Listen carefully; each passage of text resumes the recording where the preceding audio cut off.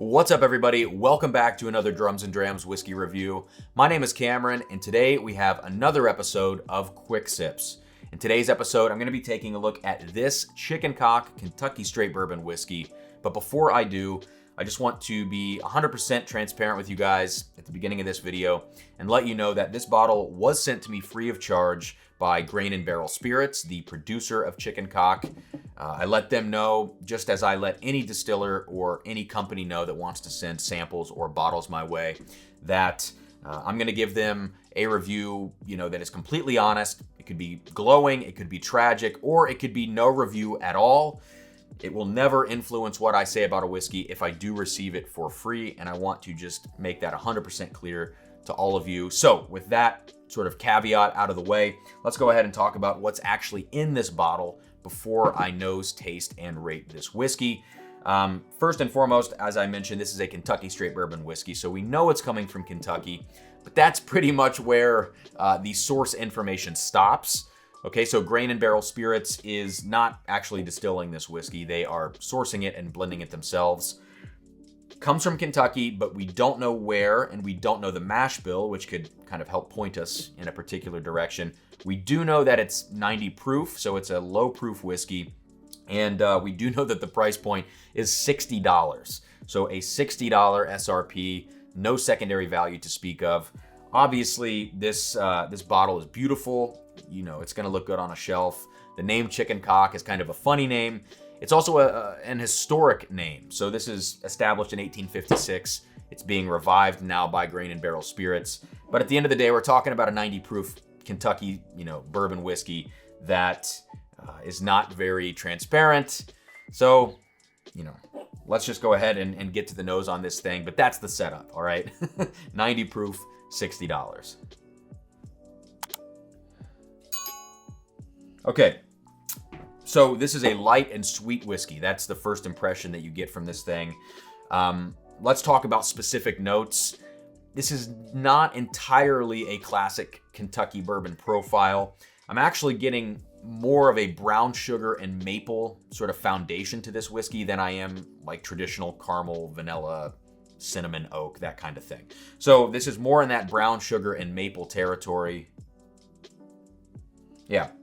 Like I said, light and sweet, also a little bit grainy. So the youth is kind of, presumed youth, because we don't actually know how old it is. But there is a youthful quality, let's say, that is kind of coming to the forefront of this whiskey.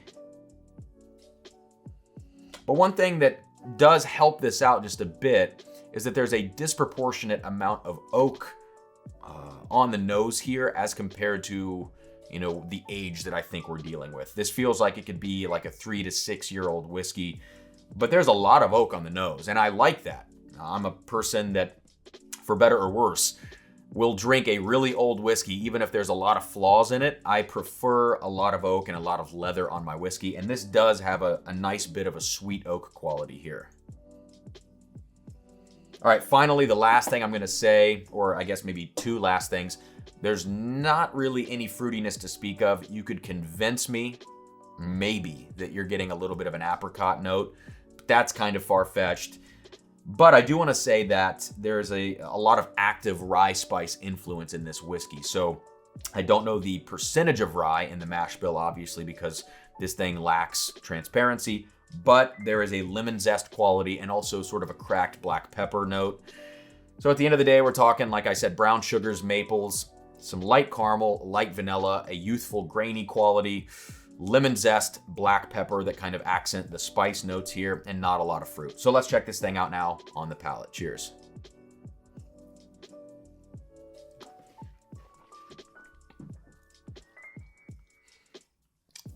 All right. Right away, this is youthful, grainy, light, but very spicy. There's a lot more spice on the palate here than I would have expected, even with that cracked black pepper and lemon zest that I talked about on the nose that seems like it's coming from the rye component. There's some cinnamon, there's some black pepper. Again, that lemon zest or that citrus quality. That is what hits you right up front with a little graininess. And all of that is what develops this whiskey on the palate. It's a thin mouthfeel, but a very spicy whiskey. So kind of interesting. I would love to know, one day where this is coming from and what the mash bill is, because that could maybe help, I don't know, not influence, but inform the way that this thing is tasting. On the back end now, as I'm getting into the finish, it doesn't really hang around the palate very long. You're left with some residual sweetness, almost like a cake note, like a sweet cake on the palate. You're left with a lot of oak, which is nice. I do like that. And a hint of kind of tartness. But the kind of star of the show here on the finish is the lingering spice that's hanging out on the back of the palate into the throat. I talk about this a lot with presumably young whiskeys and lower proof whiskeys, that it seems like when you have a finish that is all spice driven with not a lot of flavor actually lingering on the palate, that it's kind of a cop-out, and that's the feeling I'm getting from this whiskey. Like, yeah, you're lingering a little, you're getting a little bit of lingering oak on the palate, some of that sweet white cake or whatever, and you're getting all that spice that is really the star of the show in the back, but it just seems like you want more of the flavor of the whiskey to hang around, and that's not happening here. Before I go too hard on this, let me do one last sip. Cheers.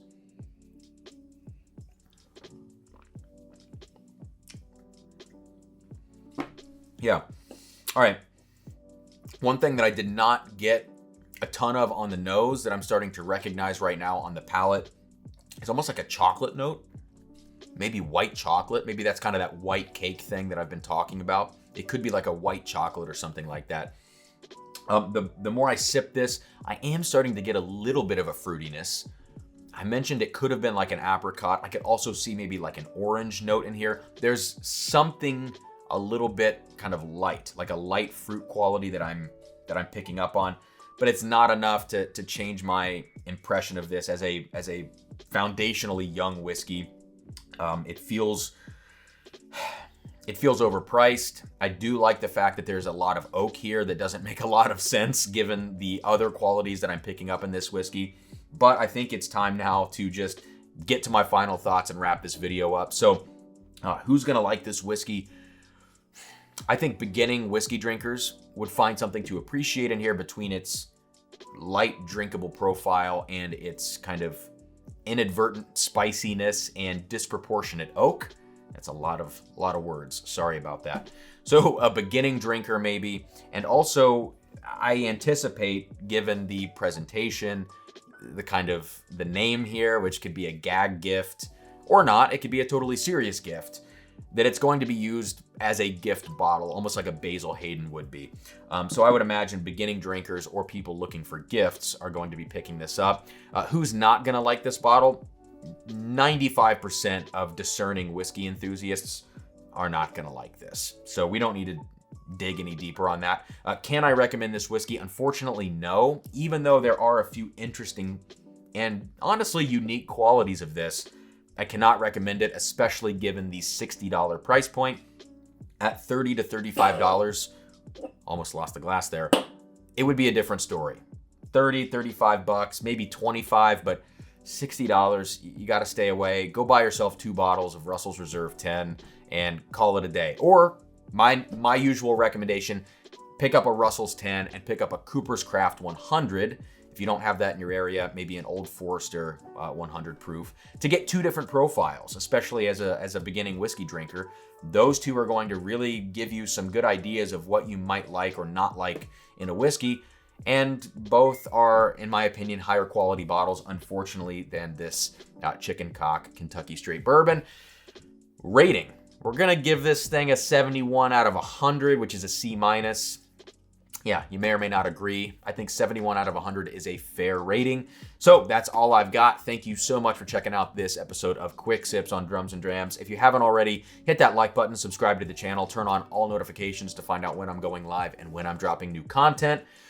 I'm out of breath. If you want to help support the channel, check out the Drums and Drams Patreon. It's a great way to do that. Otherwise, I will see you next time. Cheers, and yeah, go grab a Russell's 10 instead. See you next time here on Drums and Drams.